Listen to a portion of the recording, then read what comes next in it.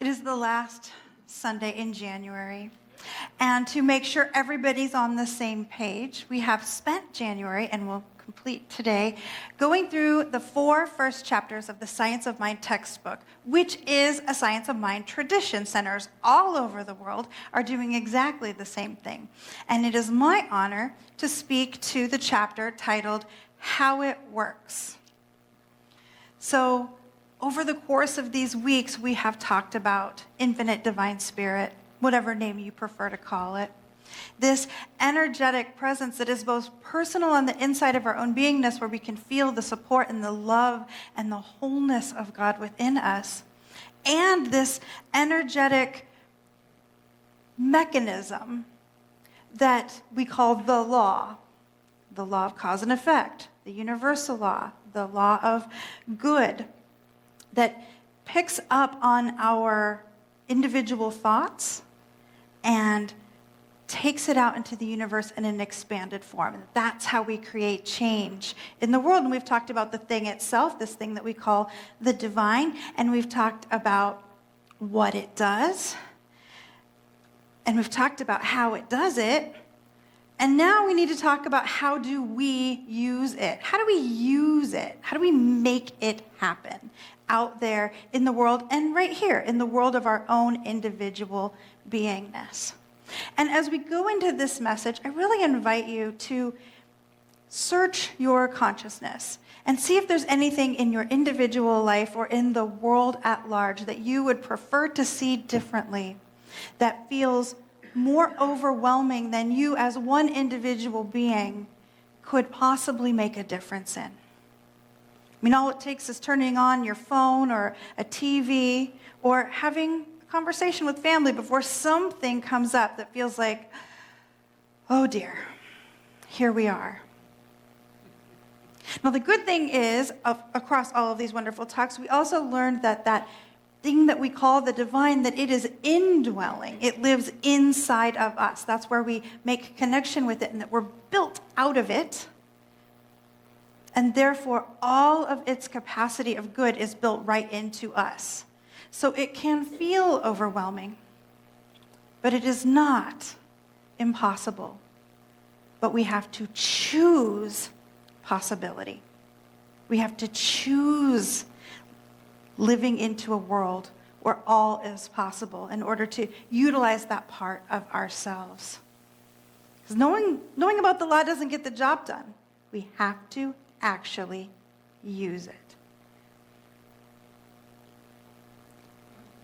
This week, of course, was Martin Luther King Jr.'s day to celebrate on Monday. And he's a really prime example of someone who saw beyond what seemed to be possible. So I have to share with you a few of his words. They will be familiar, but I invite you to hear them from the perspective of whatever it is in your world you are ready to see be different. Let us not wallow in the valley of despair. I say to you today, my friends. And so even though we face the difficulties of today and tomorrow, I still have a dream. It is a dream deeply rooted in the American dream. I have a dream that one day this nation will rise up and live out the true meaning of its creed. We hold these truths to be self-evident, that all men, all people, are created equal. I have a dream that one day on the red hills of Georgia, the sons of former slaves and the sons of former slave owners will be able to sit down together at the table of brotherhood. I have a dream that one day even the state of Mississippi, a state sweltering with the heat of injustice, sweltering with the heat of oppression, will be transformed into an oasis of freedom and justice. I have a dream that my 4 little children will one day live in a nation where they will not be judged by the color of their skin, but by the content of their character. I have a dream today. He spoke those words on August 28th, 1963 at the Lincoln Memorial on the March on Washington. If you have not read the whole speech or have not read it all lately, I invite you to go back and visit those words. what it does for me is it places me right on the precipice of seeing all that he dreamed that has come forth. The world is so different than when he spoke those words. And yet not all that he dreamed of is here in this moment. And there have been steps forward and steps backward in achieving that dream, and there are people who do not dream the same dream. And what if that is okay? What if that is okay? Right now I'm dreaming of a microphone that is not making funny sounds, and I will achieve that dream. So when we look at someone like Martin Luther King Jr., he looked out and saw a world that was so overwhelmingly against his people. And he also looked to the light of a God that told him freedom was the truth of the good of life. And what's a minister to do stuck between those situations?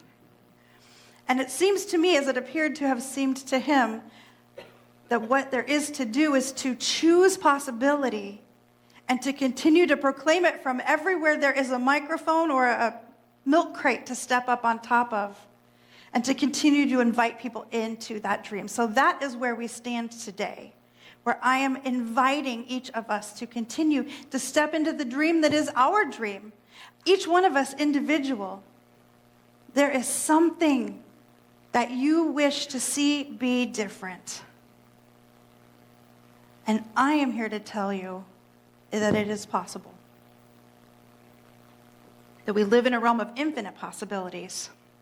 Because that's the way the world's built. We don't have to be special to get the infinite possibilities. We are, as we have been singing, one in the one. We are in wholeness and unity with the infinite good. We are one in the one.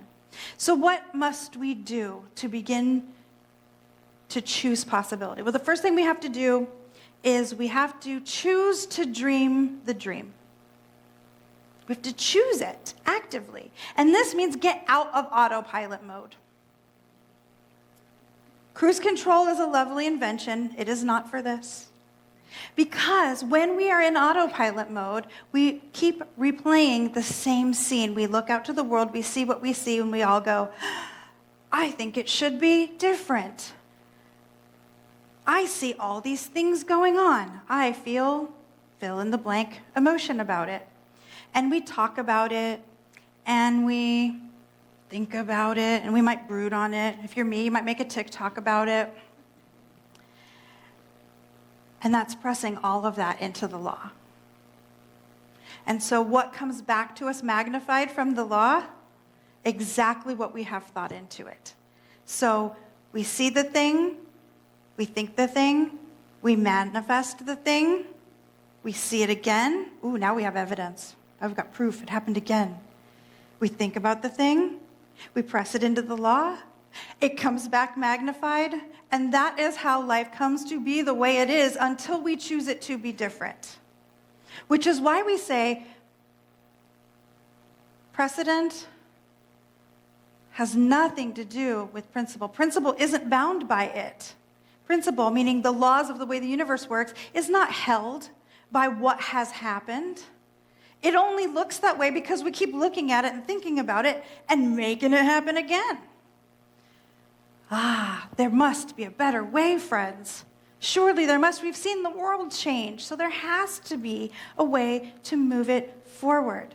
And that way is to dare to believe it is possible. That's step one. Dare, be audacious enough to believe in the power of your own dreams. Be obnoxious enough to demand of the universe to see a better way. Now, I get myself all good and riled up in my audacity. I'm sure you can imagine. And then 10 o'clock in the morning comes, and 11 o'clock in the morning comes, and by lunch, I'm back in this. Is it just me? Oh, I checked the news. Oh gosh, so-and-so said such and such. Oh goodness. So what can we do to help us stay in the audacity of dreaming the dream? I invite you to surround yourself with people, with media, with opportunities to be inspired and lifted up. There are lots of ways you can do this. I mean, you can't flip through YouTube without finding really wonderful, inspiring messages. We all have all the books, right? Here's an idea. Read one. Kind of doesn't even matter which one. Any of those New Thought books will help set you rightly. Pay attention to people that appear to be living their dream that they dreamed, that are active in the world, making a world that resonates with what they desire.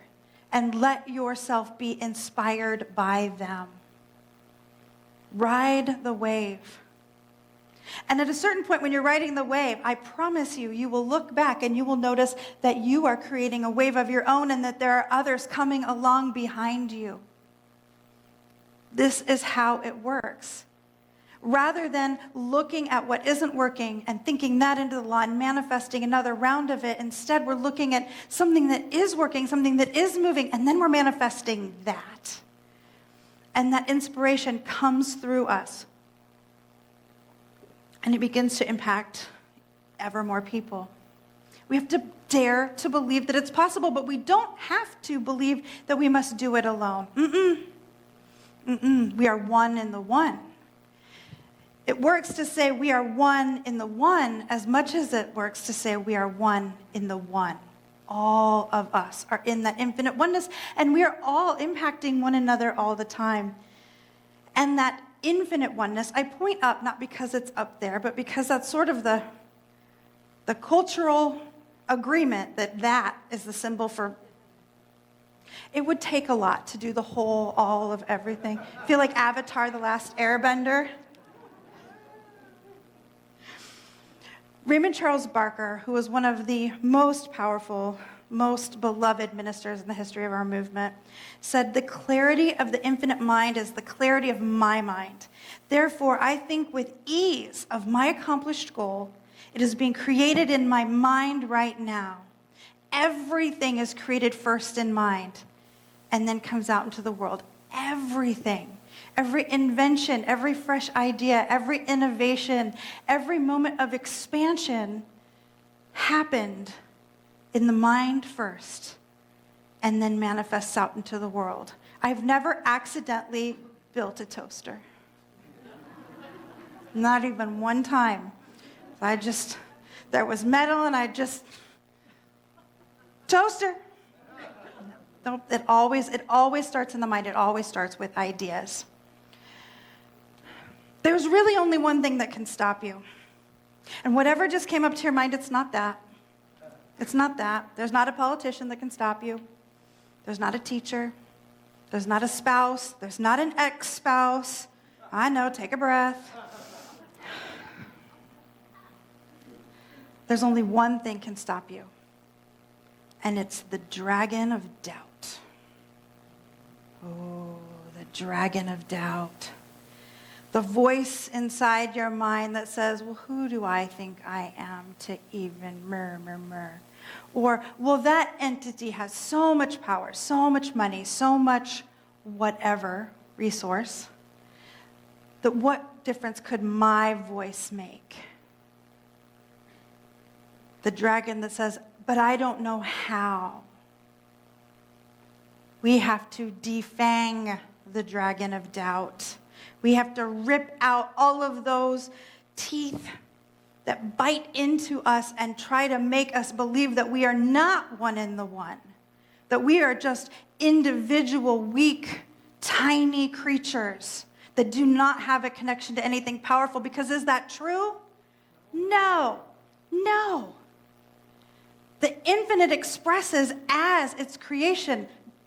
To put that in English, God, Spirit, the universe expresses as every human being. Every sentient being is the divine in form. And that is our job, to wake up and notice it. And when the dragon starts saying, who the heck do you think you are to think that you can make this difference? We turn right at that dragon. Apparently the dragon's over there. We turn right at that dragon and we say, no, you are full of silly nothingness. That phrase that I love so much, we let it go back into the nothingness from whence it came. It was never real. It's like a spell that's been put over humanity to believe that we are tiny and weak and ineffective, but it's a lie. And we do not have to believe it. We can defang the dragon of doubt. And my favorite tool for this is to pray to remove the obstacles before we even pray to get the goal. Start where the problem is. Pray away the doubt, the fear, the lies, the things that we have been trained to think hold us captive. Absolutely not. Absolutely not. Do I let a dragon stand in my way? The voice that said things like, you're going to record an album? Who do you think you are to record an album? I clearly didn't let that stop me. Whap, out of the way. Oh, you're going to write a book? Who are you to write a book? You've been a minister for 14 seconds. That was approximately accurate timing. I don't even think I was licensed yet when I sent it out for editing. Knock it out of the way. It was never, ever, ever true. And it's not true now. And it will never be true, ever. Pray to remove the obstacles. Pray to remove the influence of what is causing you to listen to that dragon. And then take your dream into prayer. There's this whole aspect of spiritual mind treatment, which is our form of affirmative prayer, that gets a little poo-pooed. A little poo-pooed. And it's denials. And denials sound like this. When the voice in your head comes up, you're right in the middle of prayer. You're claiming it, right? I'm claiming my good. And then a voice pops up in the middle of my head that goes, oh, but you don't have the money to make that dream happen. And I hear it. I hear that dragon in there. And I say, right in the middle of the prayer, and any thought or fear or doubt or voice in my head that has been leading me to believe the lie that I don't have enough, I reject it. I reject it. I send it right out of my consciousness. I heal it right now in this moment. And I send it back to the nothingness from whence it came, because it never meant anything. It was never the truth. And people will say to me, but Reverend Leslie, doesn't speaking of denial, isn't that pressing what you don't want into the law? Did I say? And so now in this prayer, we're going to honor and respect the doubt and the fear. No, we cast it out. We cast it out so that we can return to the power of claiming our good. Get it out of there. Defang that dragon.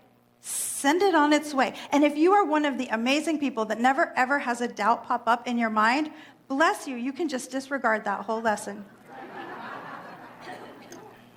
But if you are like me and occasionally a doubt surfaces, take advantage of those denials. Get it gone. One of our beloveds who influenced Ernest Holmes, who founded this teaching, Emma Curtis Hopkins, she was one of his teachers, she talked about denials and that we cannot let these fears, these mistaken beliefs slow us down. Absolutely not. To let the doubt stop us, to let the doubt slow us down is to be putting our faith in the doubt instead of in spiritual truth. Because the thing that we have the most faith in rises to the top. It rises to the top. Take a breath. Thank God we don't believe in sin, right?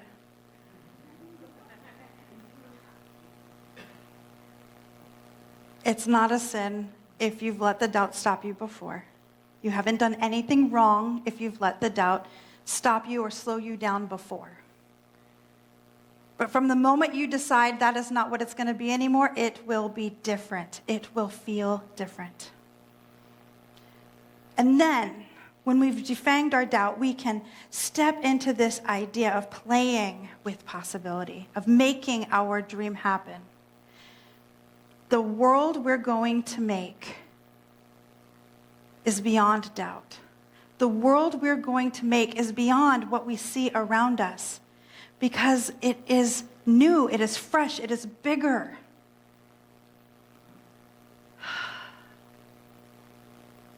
We deserve to get to have that world. You deserve to live in that experience. Every major change, every transformation, every expansion in life has come from seeing something more than what was believable, than what was reasonable. I am proud to stand before you, a deeply unreasonable minister of science of mind. And independent of anything that's happening anywhere else in this world, I am here to claim that as long as I stand on this platform, as long as I am invited to be here, diversity and equity and inclusion and expansion and acceptance and love will always be good words in this room.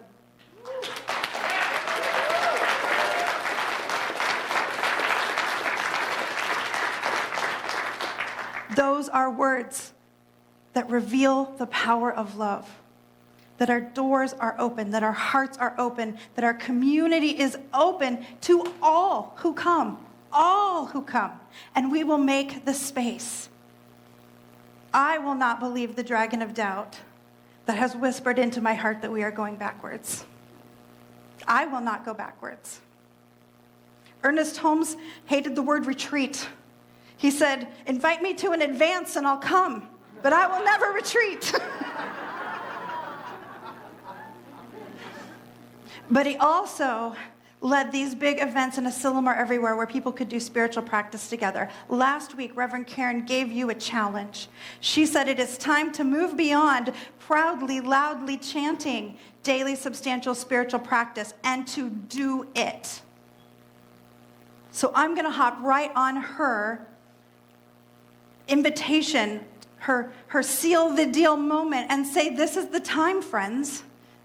More than ever before, this is the time to step into that practice and claim the dream that is yours and be brave and move past the dragon. Create the world that you want to live in. This is what we're called to do. And so it is.